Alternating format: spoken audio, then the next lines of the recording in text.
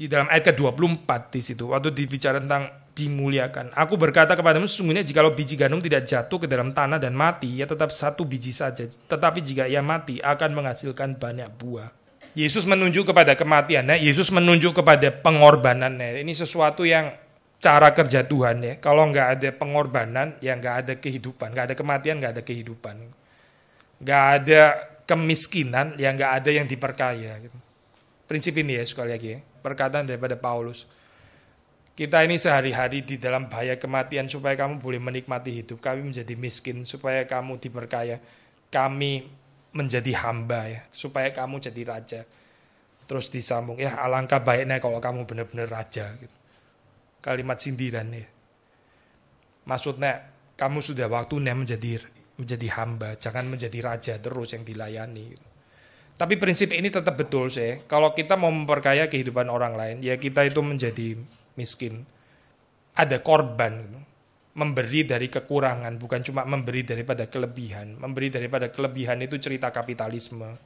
Saudara mengejar kekayaan, saudara tetap kaya dan punya pabrik gede dan sebagainya. Orang-orang di desa kecipratan. Saudara nggak harus miskin kan untuk itu. Justru dengan semakin saudara kaya, orang lain jadi bagus juga kan hidupnya, diangkat kan. Saya mengejar kekayaan, saya makin kaya kan saya bisa makin sering throwing party. Waktu saya throwing party siapa yang kecipratan? Kalau bukan tetangga saya gitu misalnya kan ya. Tapi musuh-musuh sih pasti nggak diundang gitu. Ya kecipratan dong tenang. Jadi adalah hal yang baik kalau saya ini menjadi semakin kaya. Karena apa? Karena saya juga turut membahagiakan ini tetangga-tetangga saya. Karena saya lebih sering throwing party ntar gitu. Saya lebih sering ada party dalam kehidupan. Tapi nggak ada prinsip pengorbanan saya di sini gitu. Orang zaman dulu sih, kalau puasa ya, itu bedanya dengan sekarang. Orang zaman dulu kalau puasa, dia itu sendiri nggak makan. Rotinya dikasih ke orang lain. Gitu. Makanya ada kaitan dengan puasa dengan memberi sedekah. Sangat ada kaitannya. Kita ini waktu puasa, makanan kita nggak kasih ke siapa-siapa kan? Nggak ada kasih ke siapa-siapa. Atau saya balik ya, kalau saudara mau traktir orang kasih, saya juga makan juga kan? Betul kan? Saudara pernah nggak traktir orang sampai traktir terus kemudian, loh bapak sendiri nggak makan? Iya, saya... uangnya nggak ada dipakai untuk traktir kamu. Wah bisa guilty banget gitu.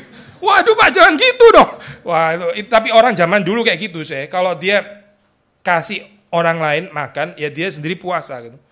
Jadi puasa itu kayak nggak bisa dipisahkan dengan memberi sedekah ya. Jadi intinya apa sih yang saya mau katakan tadi? Waktu memberi ya, itu memberi dari kekurangan, bukan memberi dari kelimpahan gitu. Itu memberi dari pengorbanan.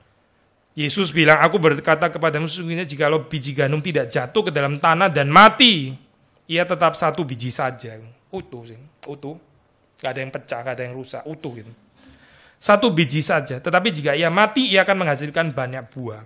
Dengan mati, dengan rusak. Atau pakai metafor roti, ya, yang menunjuk kepada tubuh Kristus dengan dipecah-pecahkan.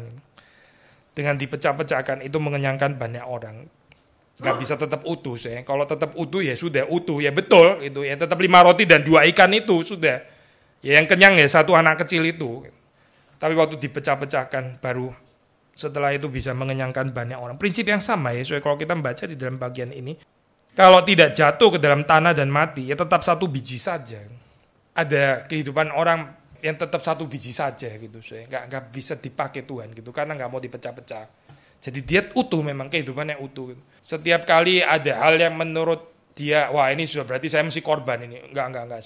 Saya gini aja, saya sudah tenang. Dia nggak mau disentuh saya bagian yang dia masuk ke dalam pengorbanan. Dia berasa dibully malah. Karena saya mau diperas, saya mau diperalat. Ini pikirannya paranoia.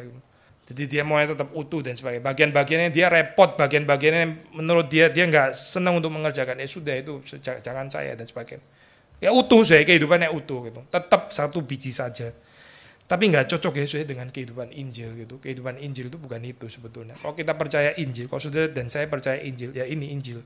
Jangan menjadi 1 biji saja, tetapi mesti jatuh ke dalam tanah dan mati seperti Yesus Kristus. Baru ia akan menghasilkan banyak buah.